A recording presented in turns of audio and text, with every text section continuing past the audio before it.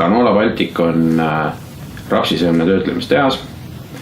Toodame toiduõli ja siis kõrvalsaadusena tekib meil rapsikook loomasöödaks. Ja kahtlemata oleme põllumeeste jaoks oluline partner.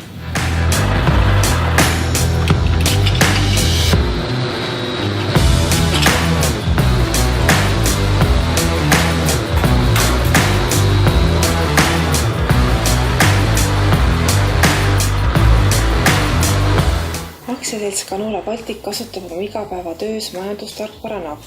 See hõlmab finantshaldust ja analüüsi, ostu- ja müügitellimusi, laohaldust ja tootmist.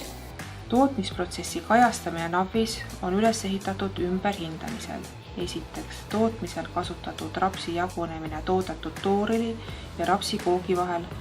Teiseks, toodetud toodang omahinna ümberarvestus toorõlile ja rapsikoogile. Mulle meeldib, et uue tarkvaraga saame hoida äriprotsessid kontrolli all. Programmi pidevalt uuendatakse ja täiustatakse.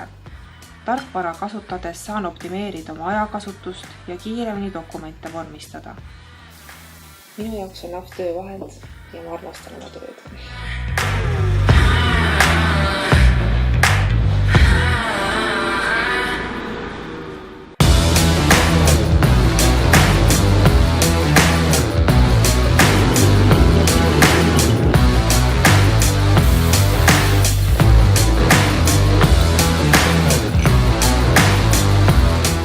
Persona palga- ja personaliprogrammi on ühendatud kõigis Canola tehase töötajate andmed. Programm on suureks abiliseks personalijuhile erinevate seadusest tulenevate puhkuste arvestamisel. Persona eeliseks on ligipääs kõikjal, kus on internetiühendus. Programmi ühendatakse automaatselt vastavalt maksude ja maksete seaduse muudatustele.